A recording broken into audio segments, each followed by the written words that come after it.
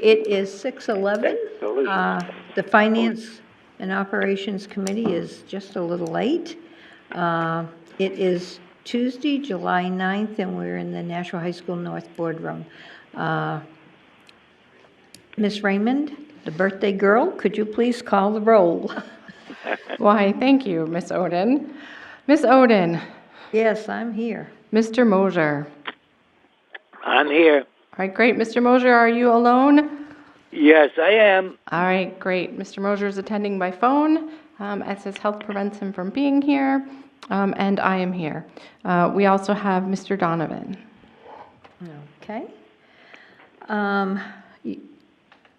The first thing is the Ntc contract, and Yeah, I'd like to move to table that, please. I'll second that.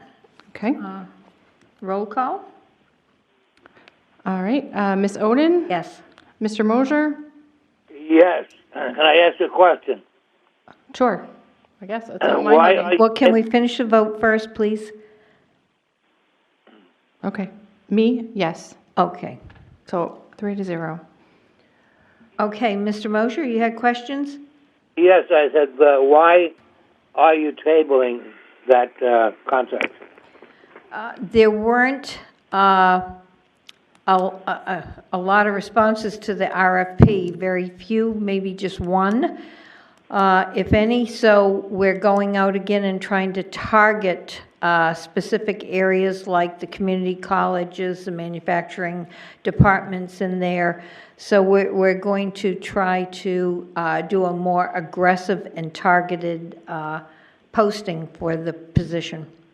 Okay, very For the good. grant, okay? Yes. Okay, thank you.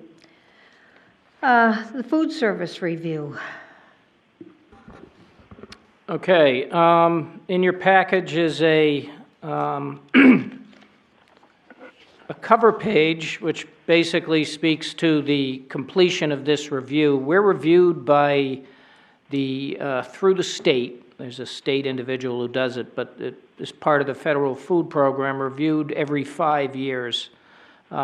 This review actually took place in the spring of 2018, but due to the changeover in the directors of food service, some of the items weren't wrapped up until 2019. But we did finally, on May 20th, 2019, receive the final letter that everything was complete according to their specifications. It does mention in the second paragraph how there was a slight, what should we call it, incorrect meal benefit. So they reduced the payment back to us by $1,690.60, which in the scheme of things is a very small percentage, much less than 1% of the amount we receive each year.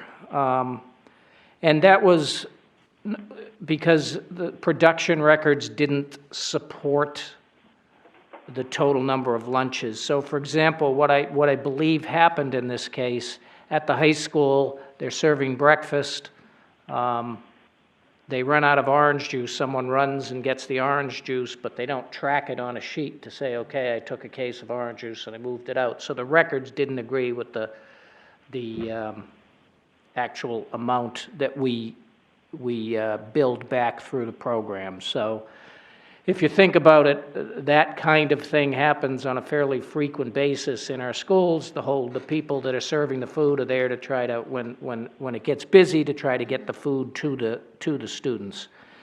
So all in all, I think this is the third time since I've been here that we've had one of these, and each time we've had a small amount that were not supported. So we're improving, but we're certainly not perfect there. And she'd just like to thank us for our cooperation. The next few pages, pages 1 through 9 of the actual report, it speaks of all the actual reviews that were done, and it speaks to findings.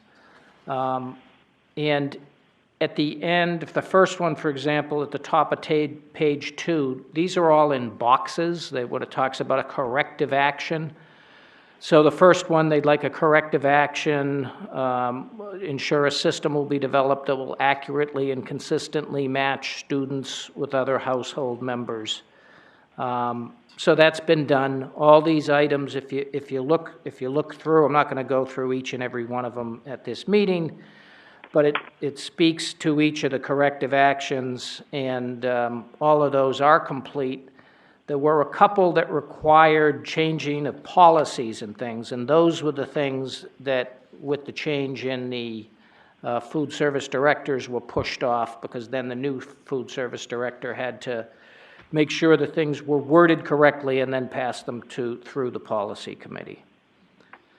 So all in all, it was another good job by the food service crew.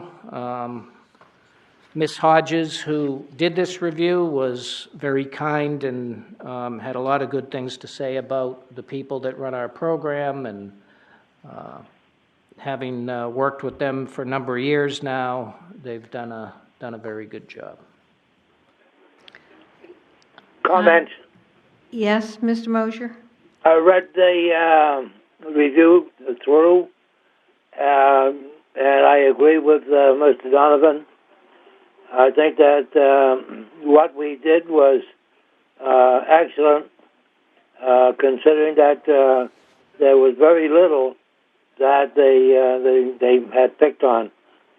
So I agree with it completely. I read the letter and I read the entire review through, and very well done.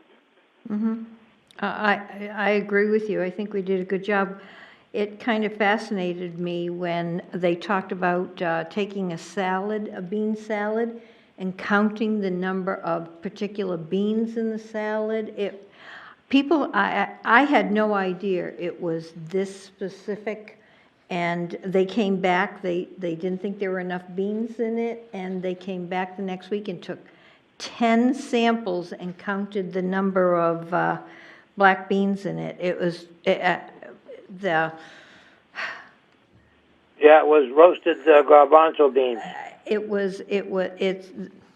It's just very, very precise, and to serve so many kids and have to worry about this, I give the people doing this job an awful lot of credit, because it's tough. I don't want them coming to my house. Don't want that. So congratulations. I think on the whole we did very well. We did. Okay, so moving on, the transfer report for June. Okay, This review that we had, do we have to accept it and put it on file? you could. For the food service review? Okay. Do you want to make that motion, Mr. Mosher? So made. Okay. Okay, I'll second. Okay, roll call? Okay, Ms. Oden? Yes? Mr. Mosher? Yes. And I'm a yes. Okay, passes unanimously. Okay, so now we're on to the fiscal year 19 June transfer report. Okay, it's a short report. There'll be one more next month, which will have the very final entries. But just running through them quickly, the first two are Ledge Street School, where they took money from their supplies accounts, the 61135 supply account, and moved it to 71800, which is furniture, to purchase furniture. And the one on the back is, as you can see, significant amounts, and we'll get into more detail when we go through the forecast in a minute. But basically it was me taking excess wages in our wages and moving those 700,000 of that, moving it from excess wages to the out-of-district tuition. Okay. And the second one is taking excess fuel, heating gas of 30,000 and moving that to telephone, because the telephone line ran well over budget. I had made an entry in the summer. I think we added a teacher or a para or something right before school started, and I took the money from the telephone account. So the telephone account would not have been that far off. I took some of that money from there. But when we get into the forecast in a second, I'll be going through that, and you'll see that we're actually in pretty good shape. But this is sort of the second last of the sort of year-end transfer entries. The other one will complete in the next week or so. Am I wrong, but do I remember when we were going through this new telephone system and talking about getting it and all, weren't we told the cost of the telephone would go down? Yes, Okay. and it has not. Matter of So fact, it's gone up. it has. So that's something we're certainly going to investigate this coming year. I have 2 new staff members coming in, as 2 people have recently left, and I think it's going to be on the list of one of their tasks to take a look at the telephone.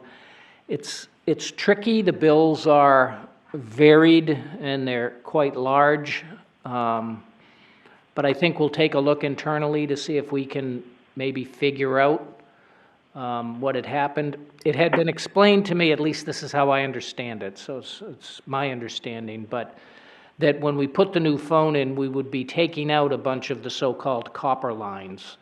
And I'm guessing that maybe that hasn't happened. It may have, but that's one of the things we'll certainly take a look at. Because I believe the idea was, with the new system, we're still going to keep a couple of the so-called copper lines in place for each school in case the internet went down, which would take down the whole phone system. This way, it would be a backup. But previous to this new phone system, everything was on copper wires. So let's say, for example, one of our elementary schools may have had 7 or 8 copper lines, and now we only need 2, and have all those been canceled. That's what I'm thinking hasn't been done, but I have to investigate and verify. The company that we bought these from, would they be of any assistance to us in trying to evaluate this? Probably not. But there are companies that will review your phone bills. They'll take a piece of the savings. That's how they do it. So it doesn't cost you anything.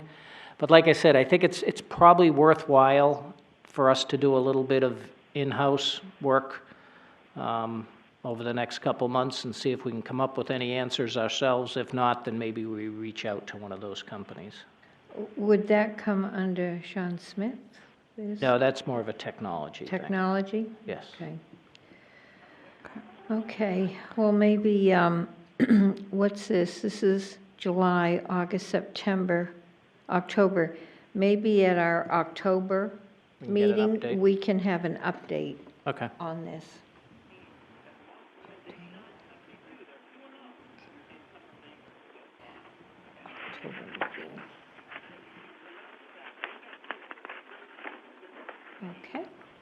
Okay, I have a question. okay.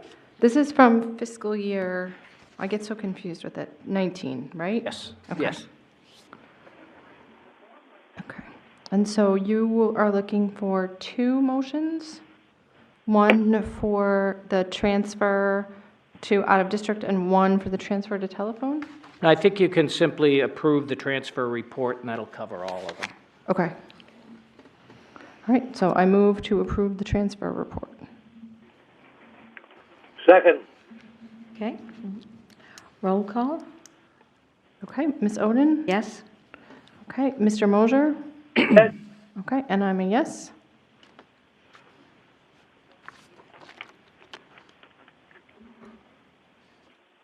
Okay. And the fiscal year, next on the agenda, fiscal year 19 June financial report. Okay, as we've done the last couple months, you do have the financial report in your package, but I suggest we sort of look at what I passed out tonight, which is the forecast, so it has a little bit more information than the financial report. So basically, we've come to the end of the year. Costs left to be incurred are the summer pay for the teachers, which we've worked on the last couple of days to define that, since the first summer pay for the teachers was paid last week. Okay. So we have the first, the first payment, and then we can sort of prorate the others based upon that. We got to sort of pull it apart a little bit, but that work has been done the last couple of days. And then there's a few costs that are related to sort of May and June time period that haven't hit yet. I've highlighted most of those on here.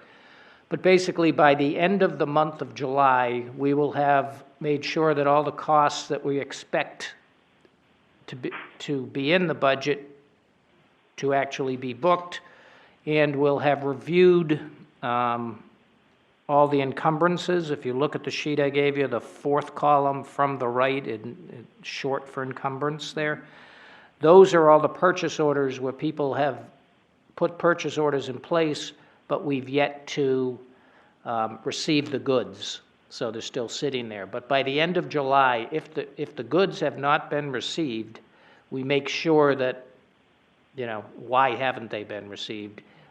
We'll keep the PO open if, for example, it's a piece of furniture that they just haven't sent to us yet. But we won't keep items open just generally if it's not for a specific item where we have a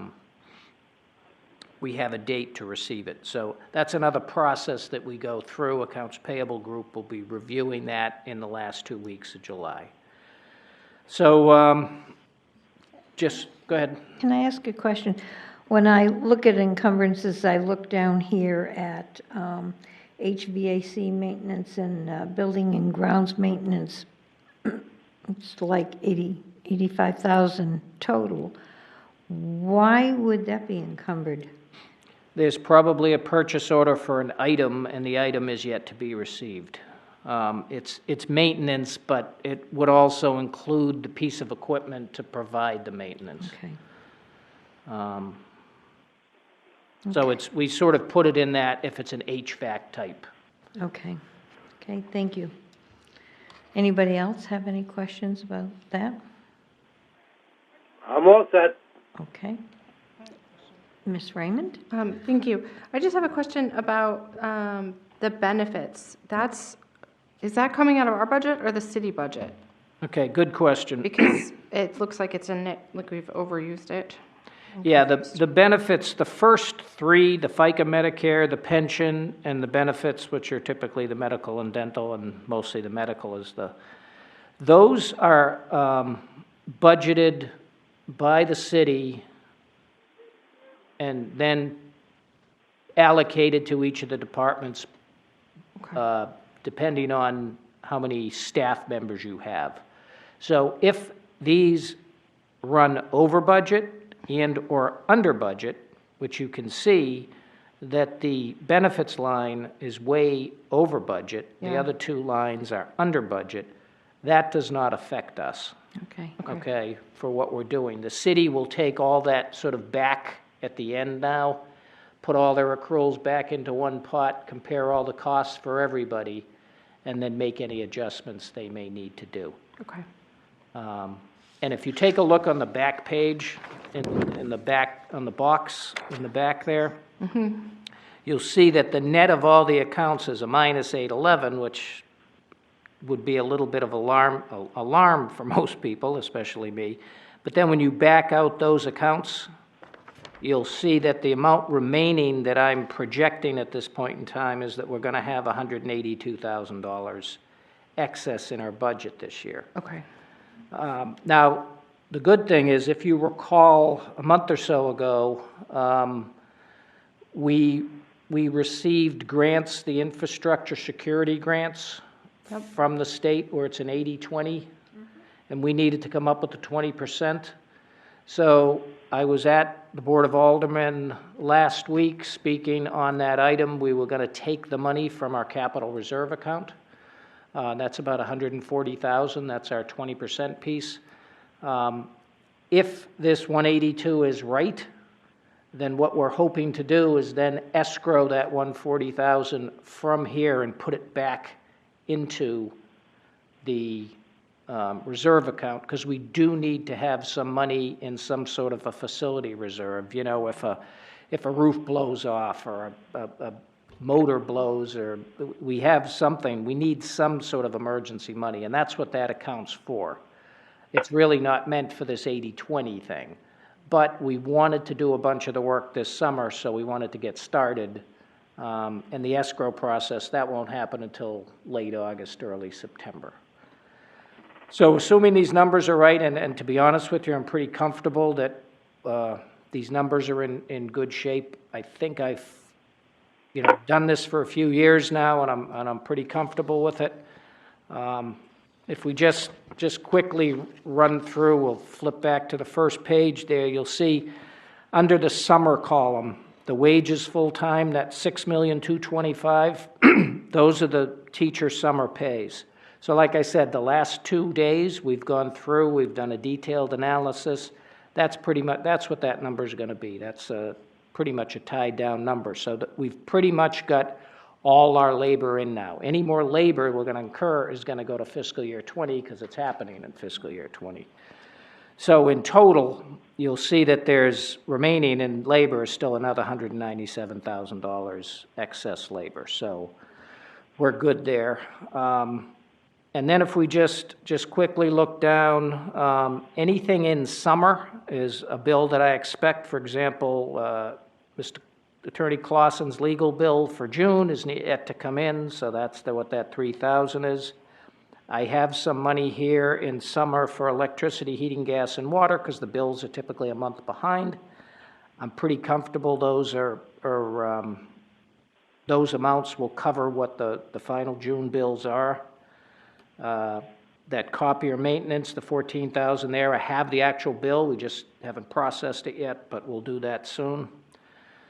The rentals is one where I just found out some information today. I think that's the last payment on Brentwood that got pushed into July. It needs to be, if you look, you'll see a 0 for June. It shouldn't be a 0. So I think we just need to fix that. And then when we get down to summer, there's transportation, there's $40,000 there. The final invoices, not from first student. Most of the first student invoices are in, but from our smaller suppliers, sometimes they're a little late getting the invoices in. So we have some of those in hand, but I'm sure $40,000 can cover it. And then the tuition out of district, there's more of those we still have to pay. We made that transfer that we spoke about early, the $700,000. So that's been made, and we've covered it, but it still looks like there's more invoices that we still haven't processed yet. So we're probably going to have to make another one of those transfers for mechanically to get that through. And you'll see the actual that we expect when that last 355 goes through is like the 5.950, 5,950,000. So it's last year it was like 5,000,008 something. This year 5,950,000. So, but like I said, I'm pretty comfortable that 355 should cover. There might be there's always a couple that send in late, especially from other school districts, but that should cover that. And then the indirect costs on the back page, that entry will probably be made later this week. That's sort of a revenue source.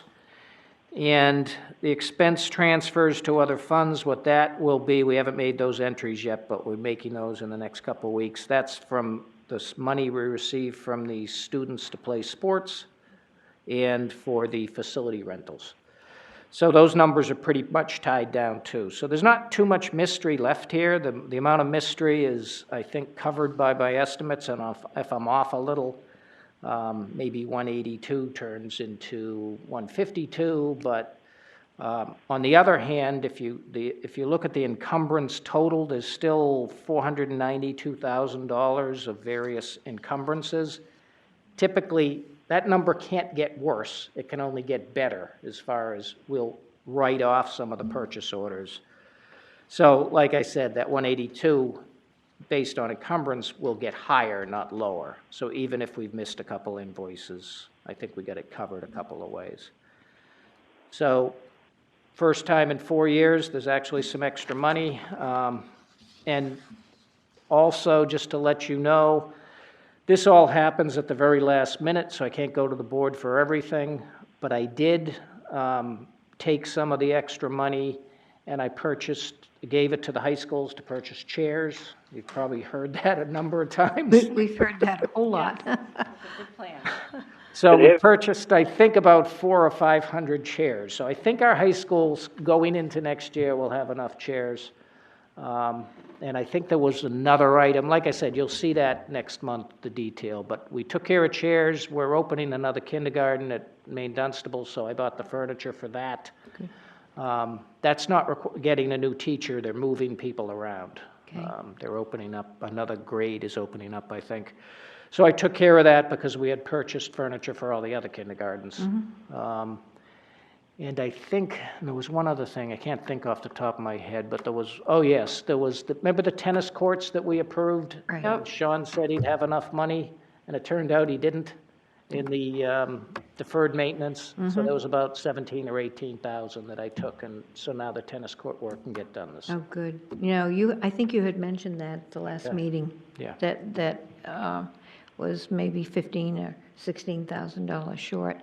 I have a question about the chairs. I know that they changed the chairs. They're ordering different chairs, so have they found that they're more robust than the They are. original chairs? They're Good. definitely more robust. Okay. They're probably a little bit less comfortable, but you could throw them against a wall and they probably wouldn't break. Oh, okay.